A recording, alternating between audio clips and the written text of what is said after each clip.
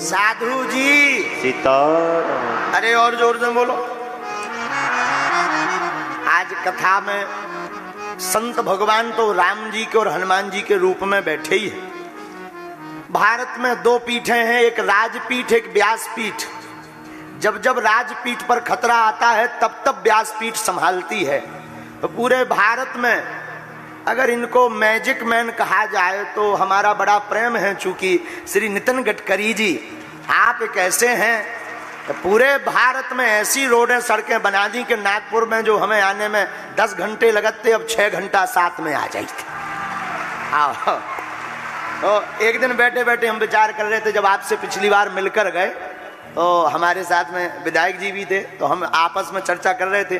टेकराम साहब हमने कहा कि हमारे नागपुर वाले श्री गडकरी जी मैजिक मैन हैं, हाँ बागेश्वर वाले गुरु जी मिरेकल मैन हैं और नागपुर वाले गडकरी जी मैजिक मैन हैं। तो आज देखो दोनों पीठें लग गई। रोड डलवाने हो सो इनसे जुड़ो, तो आप रोड बस स्टैंड जो बनवाने हो सो बगल में लगी कहाई गद्दी, और अपने मन मंदिर में राम जी का भवन बनवाना हो, राम कथा सुनना हो तो व्यासपीठ से जुड़ो। तो एक है राजपीठ एक है व्यासपीठ। त्रेता युग में भी दो पीठें थी। राम जी के समय में जब राम जी का वनवास हो गया, दशरथ जी का मरण हो गया और राजपीठ खाली हो गई, तब उस वक्त व्यासपीठ श्री वशिष्ठ जी महाराज ने उस गद्दी को संभाला। और एक सूत्र के साथ आज की कथा हम सब शुरू करेंगे। चूंकि लेट हो गए, लेट ही चक्कर में हो गए कि दरबार देर तक लगा रहा, सुजा के हम लुढ़क गए। लुढ़कने का मतलब तुम उल्टा मत समझ लेना, हमारी बुंदेली भाषा है लुढ़कने का मतलब हम सो गए। बोलो सीताराम। तो हमें बड़ी देर हो गई, लेकिन आज का एक सूत्र पागलो अपनी जिंदगी में तुम याद रखना और बड़ी ध्यान पूर्वक आज की बात को सुनकर जाना। अगर आज की कथा को तुम बड़े केंद्र में बैठ करके सुन करके गए तो मेरे पागल हम दावे के साथ कहते हैं तुम्हारे देखने का नजरिया बदल जाएगा। आपकी जैसी दृष्टि होगी वैसी सृष्टि होगी। आपके देखने का आइकॉन जैसा होगा आपको संसार वैसा दिखाई पड़ेगा। तुम पूरे जगत को काम में देखोगे तो पूरा जगत तुम्हें काम में दिखाई पड़ेगा, और तुम जगत को राम में देखोगे तो तुम्हें जगत राममय दिखाई पड़ेगा। और हमारे कलि कुलशेखर गोस्वामी तुलसीदास जी कहते हैं, सब में राम नर ही नारायण है, सिया राम में सब जग जानी। सब में राम है। और मेरे पागलों, जिस दिन इंसान अपनी इंसानियत को पकड़ लेता है, सब में राम के दर्शन करता है, उस दिन इंसान इंसान बन जाता है। इसलिए दृष्टि को सुधारो। सोच जैसी आपकी सोच जैसी होगी आपको दिखाई भी वैसा पड़ेगा। याद रखना, पूरा खेल संसार में आंखों का है। पूरी आंखों का खेल है। पूरी दुनिया में आंखों का खेल है। आंखों का आइकॉन बदलेगा, आपकी विचारधारा और आपकी जिंदगी बदल जाएगी। किसी गांव में एक आदमी रहता था, उसके पास में एक घोड़ा था। घोड़ा, उस घोड़े को आदत थी हरी घास खाने की। लेकिन जून के महीने में हरी घास कहां से मिले? कई दिनों से बेचारा घोड़ा भूखा था। गांव में किसी पंडित जी का, महंत जी का आना हुआ तो वो घोड़े का मालिक दौड़ा दौड़ा दौड़ा दौड़ा महात्मा जी की कथा में गया। कथा पूरी हो गई तो उसने हाथ जोड़कर कहा कि भगवान, हमने सुना है आप लोगों को समस्याओं का समाधान बताते हो, मेरी भी एक समस्या है। महात्मा ने कहा, बताओ तुम्हारी क्या समस्या है बस। उस व्यक्ति ने कहा, महाराज मेरे पास एक घोड़ा है और घोड़ा सूखी घास नहीं खा रहा।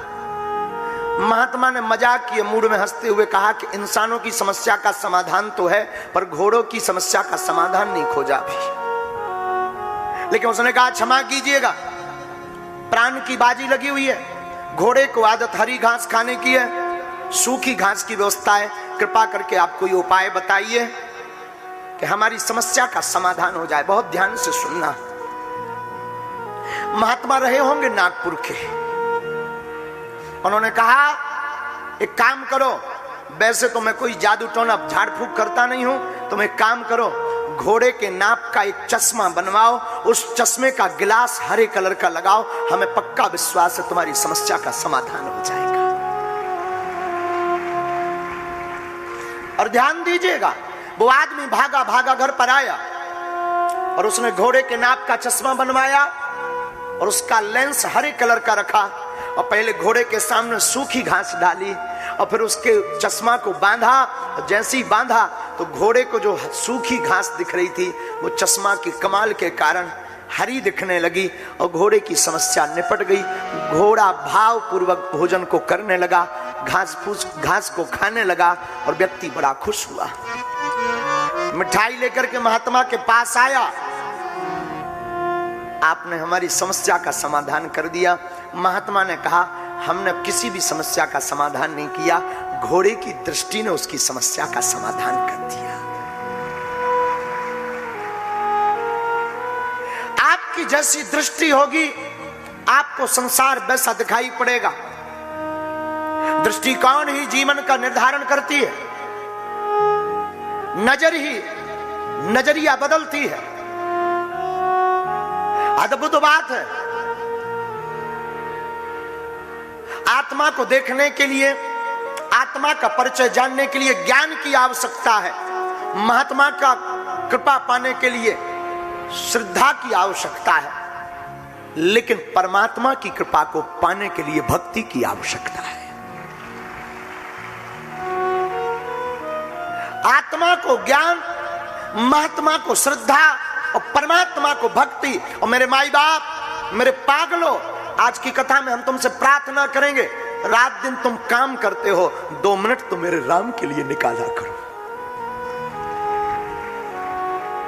जब तक रहेगी जिंदगी फुर्सत ना मिलेगी काम से, आओ कुछ वक्त ऐसा निकालें, प्रेम करें प्रभु श्री राम से। ये जीवन जब तक रहेगा हमें काम से फुर्सत नहीं मिलनी है। और याद रखना, जहां काम तह राम नहीं, जहां राम नहीं काम, वो तुलसी कबहु न रह सके, रति रजनी एक ठाम। जहां काम तहां राम नहीं है, और जहां राम है वहां काम नहीं है। इसलिए मेरे पागल, राम से जुड़ने का मतलब ये नहीं है कि आप अपने काम को छोड़ दो, आप बीतराग बन जाओ, आप महात्मा बन जाओ, आप अपने बिजनेस को, अपने कर्तव्य को छोड़ दो। अब तो हम आपसे प्रार्थना जो करना चाह रहे, वो ये करना चाह रहे, कोई भी काम करो, कोई भी कर्तव्य करो, लेकिन उस कर्तव्य को ही परमात्मा का कर्तव्य मानने लगो। तुम्हारे दर पर जो आवे, तुम्हारी जिंदगी में जो आवे, तुम्हारे सामने जो आवे, तुम्हारी दृष्टि ये होनी चाहिए कि ये कोई साधारण दीनहीन इंसान नहीं, अब तू नारायण का रूप धारण करके नारायण ही आए है। और बाबा गोस्वामी जी अपनी वाणी में कहते, ए हा जाकिए रही भावना जैसी, जाकी रही भावना जैसी, मूरत दिल की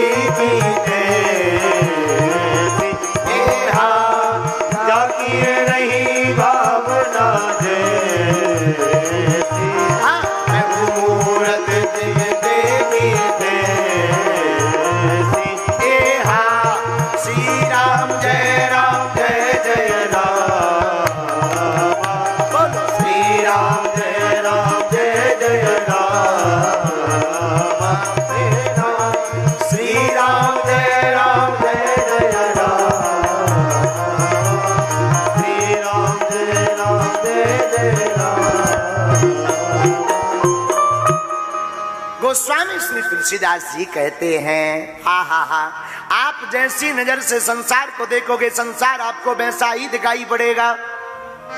बुरा जो देखन में चला, बुरा न मिलिया को,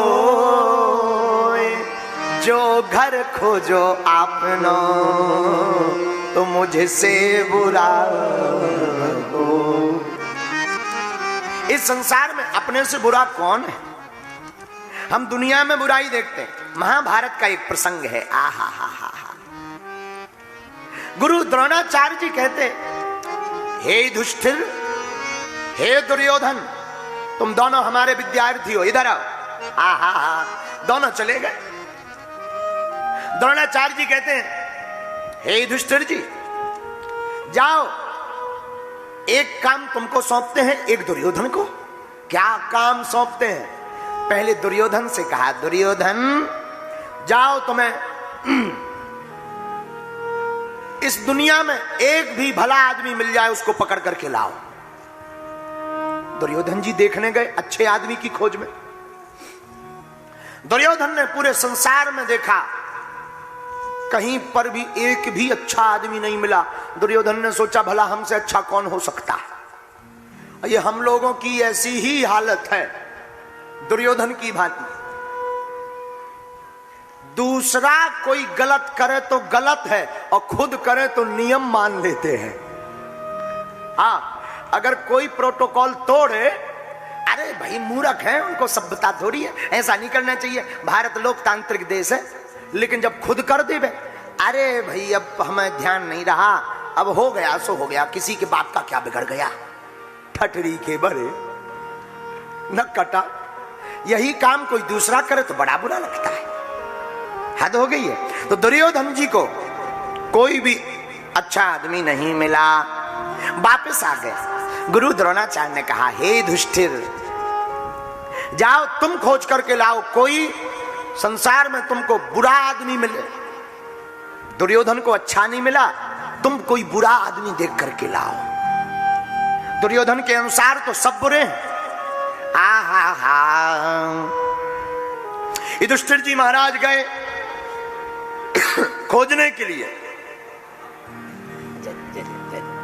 खोजने के लिए गए, देखने के लिए गए। बुरा आदमी पूरे संसार में खोजा, पर जो दिल खोजो आपनो सो मुझसे बुरा न कोई। अपने दिल से ज्यादा बुरा कौन हो सकता है?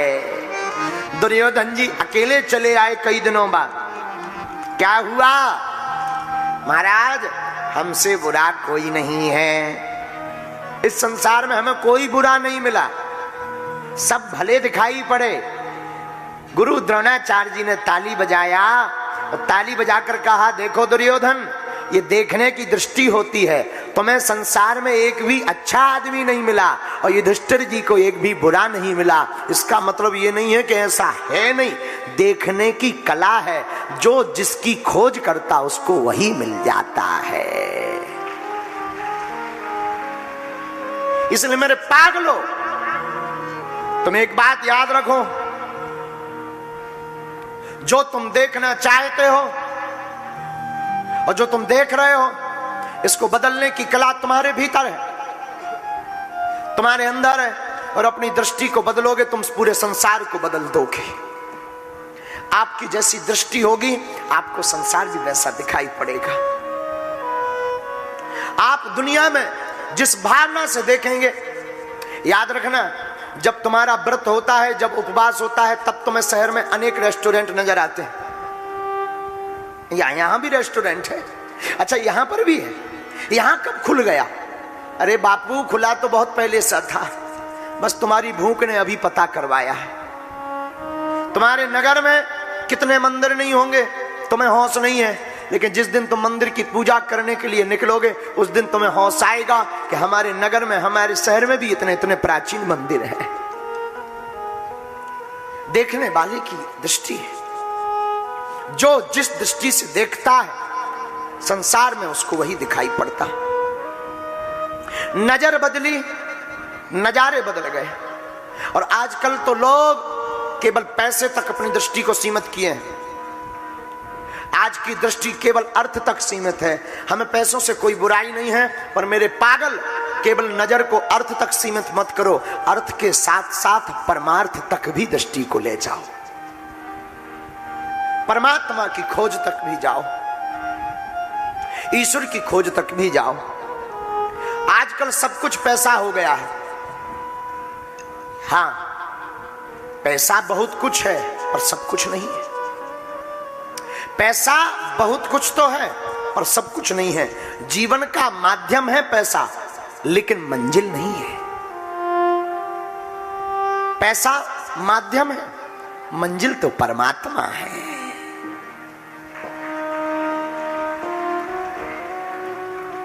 जीवन में पैसा लगा देना, कमाई में लगा देना मूर्खता है। केवल कमाई के लिए जीवन जीना मूर्खता है। संपत्ति की कमाई के साथ साथ राम नाम धन की कमाई करना, यही बस समझदारी है, यही बुद्धिमता है। और याद रखना, नजर ही निर्माण और निर्माण करती है। भूत भावन महादेव ने मां सती से कहा, उमा कहूं मैं अनुभव अपना, सत्य हरि भजन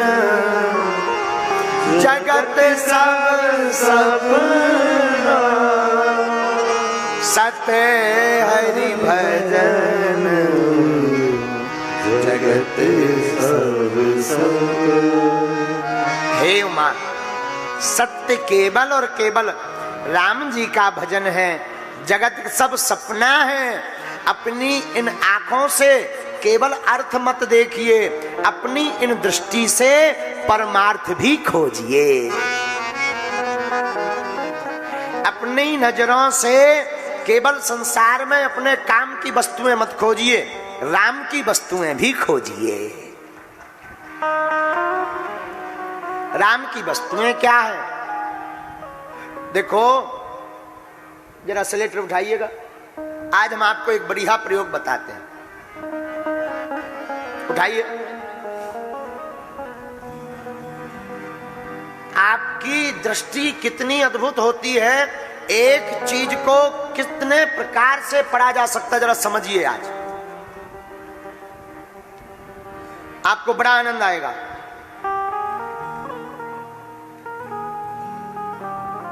बोलो सीताराम। सीताराम। बोलो सीताराम। सीताराम।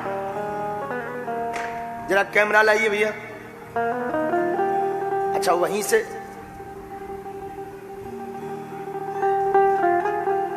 एक दुकान में एक व्यक्ति जलेबी खाने गया। दृष्टि पर कह रहे हैं बात। आज की कथा दृष्टि पर है। किस पर है बोलो ना। एक दुकान में एक जलेबी खाने एक व्यक्ति गया, जलेबी खा रहा था। इतने में एक कौवा आया। कौवा तो जानते हो ना, कौन विदेशी आओ तो। एक कौवा आया। उस कौवे ने दही पर जाकर अपनी चोंच मारी और दही पर बैठ गया। तो जो दुकान का हलवाई था, उसने एक जलेबी का टुकड़ा लिया और इतना जोर से मारा कि कौवा एक ही बेर में टपक गया, गिर गया और मर गया। तो जो जलेबी खा रहा था उसने बड़े ध्यान से देखा वो पूरा चमत्कार। वो पानी पीने गया तो टंकी जहां पानी की लगी थी वहां एक केवला की गांठ डली थी। केवला, तो उसने केवला की गांठ से, टंकी में थोड़ी सी जगह थी वहां पर उसने ये लाइन लिखी और चला गया। लाइन को पढ़िएगा क्या लिखा है उसने। कागा दही पर जान गवायो। कागा दही पर, पढ़ लिया ना। इतना लिख करके वो चला गया। अब वहां पर आया एक कवि। कवि आया तो कवि ने कैसे पढ़ा।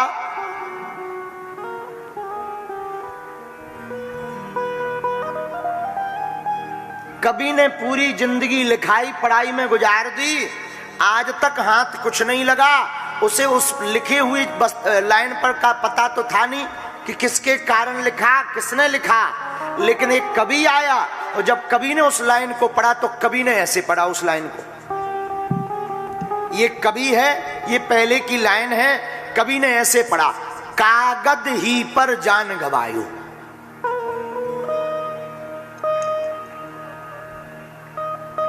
कवि ने पूरी जिंदगी कागज में निकाल दी, कागज में ही पूरी जिंदगी सब कुछ कर ली और आज मरणासन स्थिति हो गई। लिखा वही है, कागज ही पर जान गवायो, लेकिन कवि ने अपने मतलब की बात निकाली। बोले कुछ भी कहो, बात बहुत ऊंचे लेवल की लिखी। बोले क्या? कागज ही पर जान गवायो। कवि चला गया, अब तीसरा व्यक्ति आया। अब और बहुत आनंद की बात,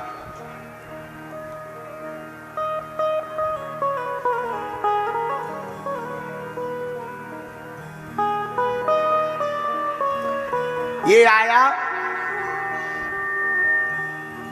तो इसने जो है पढ़ा, ये इसने दुकान पर जलेबी खाई, सामने पानी की टंकी पर वही लिखा था कागज ही पर। तो कवि ने तो क्या पढ़ा था? कागज ही पर जान गवायो। लेकिन ये जो तीसरा व्यक्ति है ये था नागपुर का, और दरअसल ये था इलू इलू वाला प्रेमी, और इसको मिल गया था प्रेम में धोखा।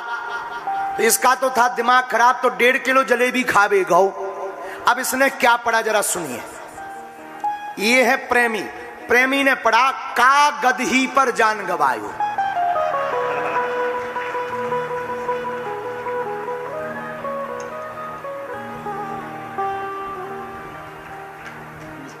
पढ़ लीजिएगा, कागज ही पर यहां से शुरू हुआ था। कवि ने क्या पढ़ा? कागज ही पर। लेकिन ये इलू इलू वाले ने क्या पढ़ा? पूरी जिंदगी वो प्यार करता रहा, लिपस्टिक खरीदता रहा और लिपस्टिक कोई और ले गया। इसका दिमाग खराब था, आदमी था नागपुर का। इसने क्या पढ़ा? कागज ही पर जान गवायो। लाइन एक ही है, नजारे अलग अलग हैं, संसार एक ही है, दृष्टि अलग अलग है। काम में देखोगे तो संसार काम में दिखाई देगा, राम में देखोगे तो संसार राम में दिखाई देगा। धन्यवाद। इसलिए मेरे पागलो, आज की कथा तुम्हारे काम की है। अगर तुम अपनी दृष्टि को राम में रखोगे तो तुम्हें राम एक दिन मिल ही जाएगा। कौन मिल जाएगा? लेकिन क्या बदलो? बोलो ना, क्या बदलो? दृष्टि बदलो, और अपनी दृष्टि में आज से ही भक्ति की दृष्टि रखो और पूरे संसार में राम में देखना प्रारंभ करो। तुम जहां जाओगे वहां तुम्हें राम के दीवाने मिल जाएंगे।